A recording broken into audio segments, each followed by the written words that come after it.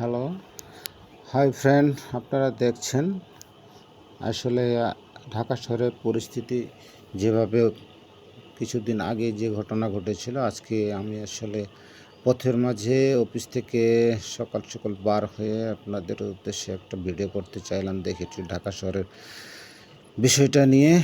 আজকে এই বিষয়টা আমি আসলে একদমই খুব অবাক, কারণ এতদিন ধরে ঢাকাতে আছি যে একটা নতুন ঢাকা দেখতে পাবো। হ্যাঁ, এই আশাটা আসলে আমার কাছে একটু অন্যরকম লেগেছে, বিধায় আপনাদের সাথে এটা শেয়ার করার জন্য ছোট ছোট করে ভিডিও করেছি।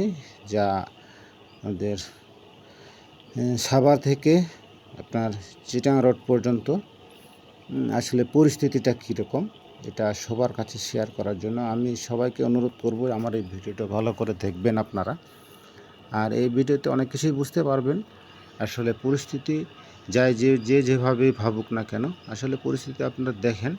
আমি কিন্তু গাড়িতে আছি, হ্যাঁ, খুব একটা ভালো গাড়িতে না, মোটামুটি একটা গাড়িতে আছি। এই যে দেখেন, ছাত্র সামনে যে সিগন্যাল দিয়ে আটকাইলো, এইভাবে করে কিন্তু ছাত্ররা যেভাবে ট্রাফিকের যে সিগন্যালটা, তারা কিন্তু ট্রেনিং প্রাপ্ত না, তারপরেও কিন্তু গাড়ি কিভাবে কন্ট্রোল করা লাগে আর বা কীভাবে রাস্তাতে নিয়ম মাফিক গাড়ি চালাইতে ড্রাইভারদের বললে রাস্তার শৃঙ্খলাটা থাকে। এতে তারা কিন্তু ট্রেনিং প্রাপ্ত না, তারপরেও দেখেন কি সুন্দরভাবে তারা রাস্তাকে কন্ট্রোল করছে। আর আমাদের ট্রাফিক তো আসলে পারতো, কিন্তু আসলে তাদেরকে ওইভাবে তাদের মনের যে অভাব, মানে উৎসাহের অভাব বা রাস্তার যে পরিবেশ তৈরি করার অভাব, এই অভাবটা তাদের রয়ে গেছে। কিন্তু এই শিক্ষার্থীদের কাছে কিন্তু কোনো ট্রেনিং প্রাপ্ত কোনো ট্রাফিকও নাই। তারপর নিজের উদ্যোগে যেভাবে তারা করেছে, তাতে খুব ভালো লেগেছে।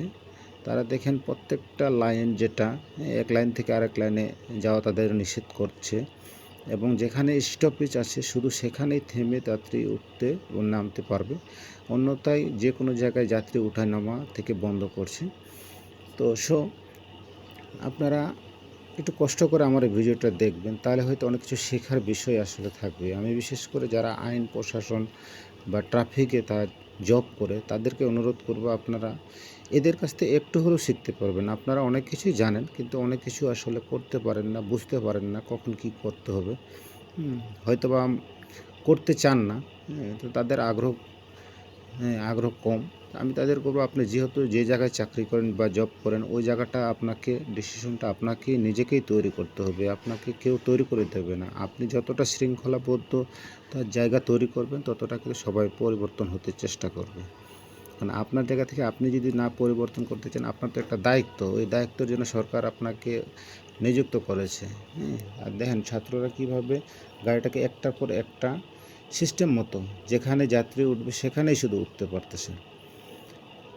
ছাত্ররা কীভাবে দেখেন, তাদের কিন্তু আসলে ট্রেনিং নেই, তারপরে দেখেন প্রত্যেকটা স্টেপে স্টেপে সুন্দর করে গাড়িগুলোকে একটা স্ট্যান্ডে, যে দেখেন এই মাত্র একটা স্ট্যান্ড আসছে, এই স্ট্যান্ডে যাত্রীদেরকে কীভাবে নিতে হবে এবং যাত্রী কীভাবে নেমে যেতে হবে, এবং সিগন্যালের মাধ্যমে আবার ওখানে প্রত্যেকটা স্ট্যান্ডে কিন্তু 1 থেকে 2 মিনিট তাদের সময় দিচ্ছে তারা। এই সময় দেওয়াতে কিন্তু যাত্রীও নামতে পারতেছে, আবার উঠতেও পারতেছে। এবার গাড়িতে কিন্তু যথেষ্ট চাপ ছিল, তারপর দেখেন রাস্তাটা তারা কীভাবে নির্মূলভাবে একটা যানজট মুক্ত করেছে। তো আজকে আসলে যে বিষয়টা আমি বলতে চাচ্ছি, যদি ছাত্ররা এই জিনিসটা পারে, তাহলে ওরা কিন্তু প্রশিক্ষণ প্রাপ্ত না, তারপরেও কিন্তু তাদের দ্বারা যদি সম্ভব হয়, তাহলে যারা প্রশিক্ষণপ্রাপ্ত ট্রাফিক, তাদের দ্বারা কেন সম্ভব না? তো তারা প্রত্যেকটি বিষয়টাকে খুব নজর দিচ্ছে। ওই নজর দেওয়ার পরিপ্রেক্ষিতে কিন্তু আপনি দেখেন, তারা সুন্দরভাবে একটা রাস্তার পরিবেশ তৈরি করতে পারছে। তো এখানে আরেকটা কথা হয়তো আপনাদের বলে রাখি, এদের ভিতরে মেয়েরাও রয়েছে, বা মেয়ে শিক্ষার্থী। তো এদের কাছেও আমি অনেক শিক্ষণীয় বিষয় দেখলাম, যে তারা যথেষ্ট চেষ্টা করেছে। আর আরেকটা বিষয় বললে না বললে হয় না, এখানে দেখেন এখানে আপনি একটু ভালো করে দৃশ্যগুলো দেখেন, যে যাত্রীগুলো বা যে লোকগুলো যে মানে রাস্তা দিয়ে মানে এপার থেকে ওপারে যাওয়ার চেষ্টা করছে, তাদের কিন্তু ওভারব্রিজে যাওয়ার জন্য একটা উৎসাহ দিচ্ছে বা বাধা দিচ্ছে যে আপনি এভাবে রাস্তায় পার হওয়ার চেয়ে আপনি ওভারব্রিজ দিয়ে পার হওয়াটা আপনার জন্য সেফ। তাদের কিন্তু যে দেখেন আপনার একটা মহিলাকে ফেরত দেওয়া হয়েছে, একটা পুরুষকেও এভাবে করে সবাইকে ফেরত দেওয়া হচ্ছে যাতে ওভারব্রিজ ফুটওভার ব্যবহার করে। তো এখানে অনেক কিছু শিক্ষণীয় বিষয় আছে দেখে আমি আপনাদের সাথে আসলে শেয়ার করার জন্যই এত দূর থেকে একটা কষ্ট করে একটা ভিডিও করেছি।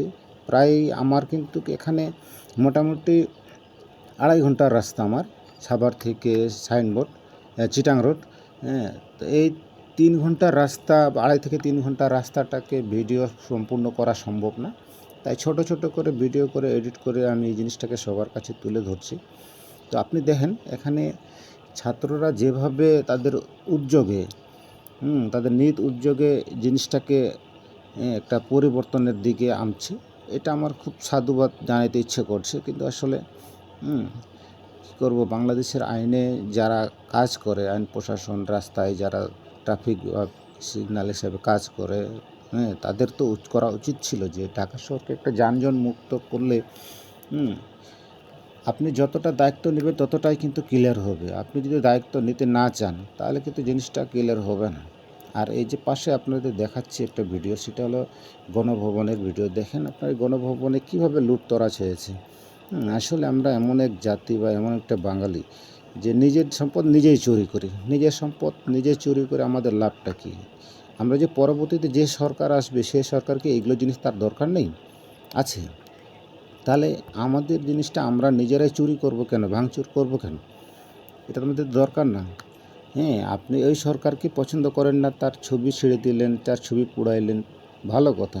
কিন্তু সরকারের যে আমাদের দেশের যে সম্পদ, দেশের যে একটা সম্পদ বা যে কোনো একটা স্থানই হোক, এই স্থানের বিল্ডিং হোক আর যেটাই হোক, সেটা তো সরকারের টাকার মাধ্যমে হয় না, সেটা তো আমাদের নিজস্ব রাজস্ব বোর্ড থেকেই দেওয়া হয় বা আমাদের ট্যাক্স থেকে ওইটা গড়ানো হয়। আর ওইটা গড়ানোর ফলেই কিন্তু আমরা আমাদের ওই জিনিসটাকে এক স্তম্ভ দেখি। এখন এগুলো যদি আমরা নিজেরাই ভেঙে ফেলাই, তারপরে তো দেখি আমরা এটা বোকামো। আসলে আমি ওই বিষয়ে আর বেশি কথা বলবো না। নিজের জিনিস নিজেরাই চুরি করি, তাহলে কীরকম আমরা জাতি বা কীরকম বাঙালি, সেটা তো আপনারাই বুঝে নিতে পারবেন। তো আমি আসলে রাস্তার বিষয়টাকে খুব গুরুত্বপূর্ণভাবে বলতে চাই যে এখানে শিক্ষার্থীরা যদি এতটুকু সময়ের ভিতরে যদি এতটুকু একটা ক্লিয়ার পথ তৈরি করে দিতে পারে, তাহলে সরকারে আইন শৃঙ্খলা বাহিনীরা অবশ্যই তো এর থেকে আরও সুন্দর করতে পারে। এটা তো অস্বাভাবিকের কিছু না। এখানে সামান্য একটু ড্রাইভারের ভুলের কারণে দেখেন আমরা কিন্তু সংসদ ভবনের এই গাড়িটা কিন্তু সংসদ ভবনের দিকে আসার কথা না, তারপরে এখানে ড্রাইভার কিছু ভুলের জন্য তার একটু ভুল কারণে তাকে অন্য রাস্তায় পাঠানো হচ্ছে। অন্য রাস্তা দিয়ে মেন রাস্তায় একটা সঠিক জায়গায় আসতে হবে তাকে, এটা তার শাস্তি। এই যেরকম যারা ভুল চালাবে, ভুল রাস্তায় আসবে, তাদেরকে ওইভাবে করে শাস্তি দিয়ে আরেক রাস্তায় পাঠায় দিয়ে তাদের একটা শাস্তি দেওয়া হচ্ছে। এটা কিন্তু আমরা সংসদ ভবনের রাস্তা আপনারা দেখছেন। আমরা কিন্তু সোজাসুজি মনে করেন যে সাভার থেকে সাইনবোর্ডে যারা যাতায়াত করেন তারা হয়তো জানেন অরিজিনালি লিগ্যাল রাস্তা কোনটা। আর লিগ্যাল রাস্তা থেকে আমাদের সংসদ ভবনের বাইপাস হয়ে আবার যে সংসদ ভবনের অপর পৃষ্ঠা থেকে আমাদেরকে লিগ্যাল পথে আবার আসলাম, এই যে দেখেন। তো আমি আসলে এই জন্য আমি রাস্তাটাকে আজকে ভালো করে ভিডিও করে ছোট করে ভিডিও করে সবার কাছে দেখার অনুরোধ করছি যে যদি শিক্ষার্থীরা এত কিছু করতে সম্ভব হয়েছে, এখানে কিন্তু অ্যাভেলেবেল নয় শিক্ষার্থী। রাস্তাতে হয়তো যেখানে আছে হয়তো 10-12 জন আছে, আর যেখানে নাই তো নাই। তারপরে কিন্তু প্রত্যেকটা ড্রাইভারই একটা লিগ্যালভাবে চালানোর চেষ্টা করছে, কারণ তারা এমনভাবে প্রত্যেককে নির্দেশনা দিচ্ছে যে এই নির্দেশনা মানলে আসলে অনেকটা ভালো হবে। তো আজকে কিন্তু আপনারা হয়তো দেখছেন যে কতগুলো জায়গায় ভিডিও করেছি, দেখে জঞ্জাট নাই দেখে আপনারা ভাববেন যে না আজকে গাড়ি কম দেখে এমন পরিস্থিতি করতে পারছে, কিন্তু গাড়ি কিন্তু যথেষ্ট চাপ ছিল। আমি ছোট ভিডিও করেছি বিধায় আপনারা অনেক সময় গাড়ি দেখতে পাচ্ছেন না, হয়তো অনেক রকম ফাঁকা ধারণা বা এটা ভুল ধারণা থাকতে পারে।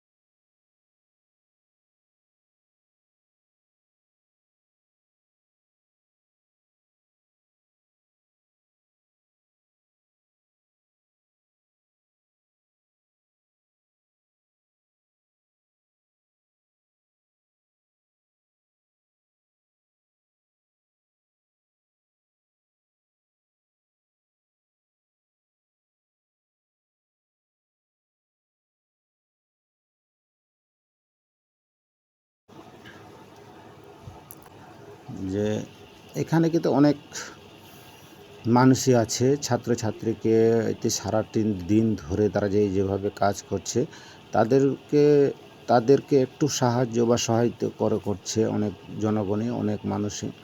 কেউ পানি খাওয়াচ্ছে, হ্যাঁ, বোতল করে পানি কিনে দিচ্ছে, 1 কার্টুন 2 কার্টুন, তারপর বিস্কিট, বিভিন্ন খাবার জিনিস তাদের দেওয়া হচ্ছে যাতে তারা যেন সুন্দরভাবে কাজ করতে পারে। এটাকে আসলে এদের যে প্রথা বা এদের যে আইনটা বা এদের যে পরিবেশ যে তৈরি করছে ছাত্ররা, এই পরিবেশটা সবাই কিন্তু সমর্থন করছে, জনগণ মানছে। এই যে এখানে আবার একটা মসজিদ আছে, মসজিদে একটা হুজুর কিন্তু এই যে ঢাকেশ্বর মন্দিরে যে হুজুরটা আপনারা দেখছেন গেটে, ওই গেটে তিনি মুসলমান হয়ে তিনি কিন্তু হিন্দুদের গেটে তার পাহারাদার হিসাবে তিনি বরাদ্দ আছেন নিজ দায়িত্বে। তাহলে আপনি দেখেন এমন পরিবেশই তো আমাদের বাংলাদেশে দরকার, তাই না?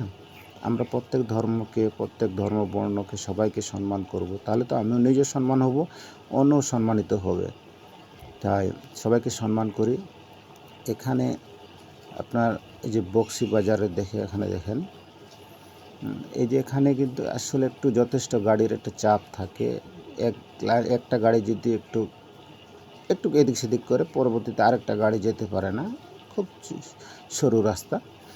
তো এখান থেকে দেখেন কীভাবে সুন্দর করে গাড়িগুলোকে এক পাশ থেকে আরেক পাশে পার করে দিচ্ছে। আমরা মোটামুটি ঢাকা মেডিকেলের কাছাকাছি চলে আসছি। তো এই ঢাকা মেডিকেল কলেজে যারা যাতায়াত করেন, ঢাকা মেডিকেলে দেখেন এই পাশে ও পাশে কীভাবে যানজট থাকতো আগে, এখন তো ওইরকম আগের মতো নেই। আমার হয়তো ছোটো ছোটো ভিডিও দেখে আপনারা হয়তো মনে করবেন যে যেখানে ফাঁকা আছে সেখানে ভিডিও করেছি, না, আমি আসলে টোটালি কিছু কিছু জায়গায় করেছি যে জায়গায় আসলে খুব চাপ থাকতো। এই যে এখানে সুন্দরভাবে ছাত্ররা দিক নির্দেশনা দেওয়ার কারণে কিন্তু সঠিকভাবে দিক নির্দেশনা দিলে কিন্তু আসলে রাস্তাতে কোনো যানজট হওয়ার কথা না। তো অনেকে হয়তো গ্রামগঞ্জে আছেন, আমার ভিডিওটা দেখবেন, গ্রামগঞ্জে থেকে হয়তো অনেকে বুঝবেন না যে আসলে ঢাকা শহরের কী অবস্থা। আসলে ঢাকা শহর কোনো অস্বাভাবিক কিছু না, স্বাভাবিক আছে। তা আমরা মোটামুটি হানিফ ফ্লাইওভারে উঠছি ঢাকা মেডিকেল থেকে, আপনারা জানেন চাঙ্গারপুল ব্রিজ থেকে শুরু করে এখন চিটাং রোডের উদ্দেশ্যে যাব। তো আমি অনুরোধ যেভাবে করব যে আসলে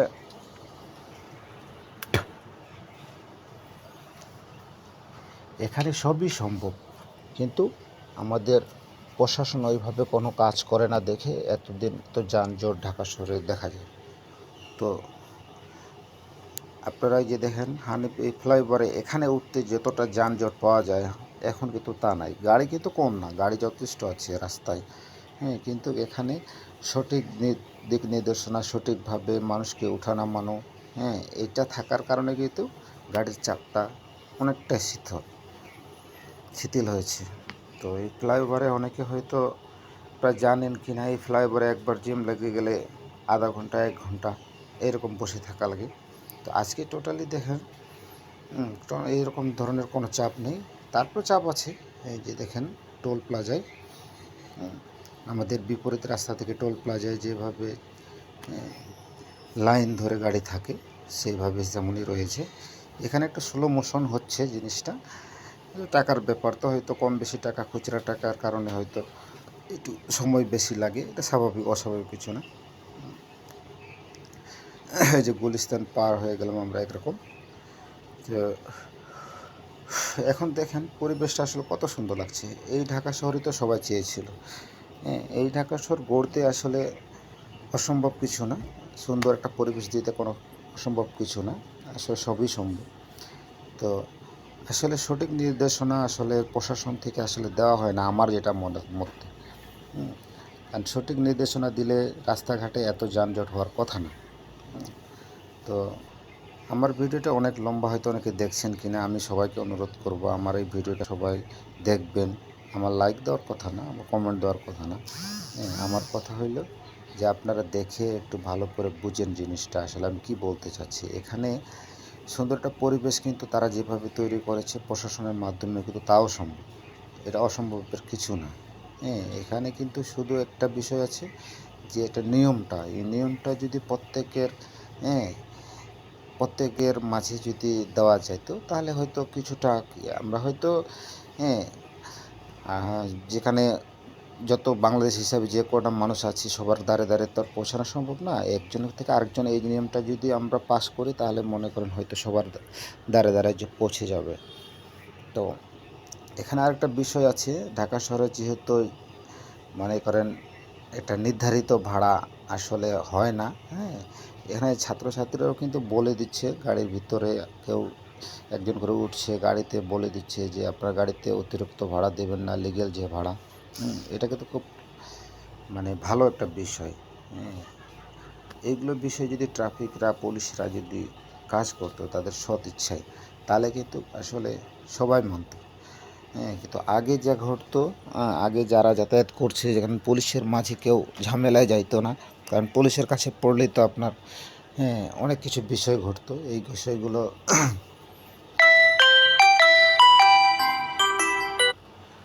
তো যাই হোক, আমি আসলে অনুরোধ করব আপনারা হ্যাঁ একটু চেষ্টা করবেন সবাইকে, যারা এরপর পরবর্তীতে যারা ট্রাফিক রাস্তায় আসবে তাদেরকে হেল্প করব এবং তারাও যেন সুন্দরভাবে রাস্তায় পরিচালনা করে। তো আসলে বিষয়টা আমার হয়তো অনেক দীর্ঘ হচ্ছে, লং ভিডিও। এই লং ভিডিওটা হয়তো অনেকে দেখছেন কিনা জানি না। আমি আসলে বুঝাইতে চাচ্ছি যে একটু নিয়ম শৃঙ্খলা সবাইকে মানতে হবে, আমাদের যাত্রীকেও মানতে হবে, জনতাকেও মানতে হবে, পুলিশকেও মানতে হবে, ড্রাইভারদেরও মানতে হবে। হ্যাঁ, আমরা পরে সিগন্যালটাকে সিগন্যাল অনুযায়ী মানবো, যেখানে যে সিগন্যালের দরকার সে সিগন্যাল মানবো। তাহলে আমি যদি আমার ভালোটা চাই, এখানে দেখবেন আমি আমার ভালোটা চাইলেই আরেকজনেরও ভালো হবে। ভালো বলতে এইরকমই না যে আমার সুবিধা মতো, আমার নিয়ম মতো, আমার ইচ্ছা মতো চলাফেরা না। এখানে নিয়ম মাফিক যদি আপনি গাড়ি চলাচল করেন বা আরেকজনকে একটু সুযোগ দেন, তো এখানে কিন্তু সবাই সবার একটা সুবিধা পাবো, সবাই ভালো চলবো, ভালো থাকবো, ভালোভাবে চলবো। এখানে কিন্তু আপনি যতদূর আমি যে 3 ঘন্টার যে জার্নিতে আমি দেখলাম এখানে কোনো গাড়ির ওভারটেক করার মতো মন মানসিকতা তাদের আসছে না। হ্যাঁ, এখানে যাত্রীরা যেভাবে বসে আছে শান্তভাবে, এতে কিন্তু সবাই জিনিসটাকে সমর্থন করছে। তো আরেকটা বিষয় হয়তো বললে ভালো হবে, সেটা হলো যে এই যে পরিবেশটা যখন তৈরি করতে পারছে ছাত্ররা, হ্যাঁ, তাহলে প্রশাসনের মাধ্যমে কেন সম্ভব না? তো এখানে মোটামুটি আমরা শনির আখড়া চলে আসছি। শনির আখড়াতে এখানে যেভাবে যানজট থাকে আপনারা তো জানেন, অনেকে শনির আখড়া চেনেন। এই শনির আখড়াতে যেভাবে যানজট হয়, যানজটে আমরা বেশিক্ষণ থাকা লাগে না। তারপর আমরা সুন্দরভাবে যে মাদ্রাসার ছাত্রছাত্রীদের দেখছি তারাও রাস্তায় কাজ করছে। তো আমি আমার সকল ফেসবুক ফ্রেন্ড এবং দেশে বিদেশে যারা আছে তারা সবাই যেন এরকম মন মানসিকতা সবাইকে যেন সবার মাঝে দেওয়ার চেষ্টা করব, যাতে যেন আমরা সবাই ভালো থাকি। আমরা কিন্তু নিজে ভালো থাকতে গেলে আরেকজনের ভালো চাইতেই হবে আমাদের। আরেকজনের ভালো যতক্ষণ চাইবো না ততক্ষণ আমাদের নিজেরও ভালো হওয়ার সম্ভাবনা কম। তো এখানে প্রত্যেকটা স্টপেজে যেভাবে যাত্রী ওঠানামা বা সিস্টেম মতো সব কিছু করা, হ্যাঁ, সবাইকে উদ্যোগ দেওয়া।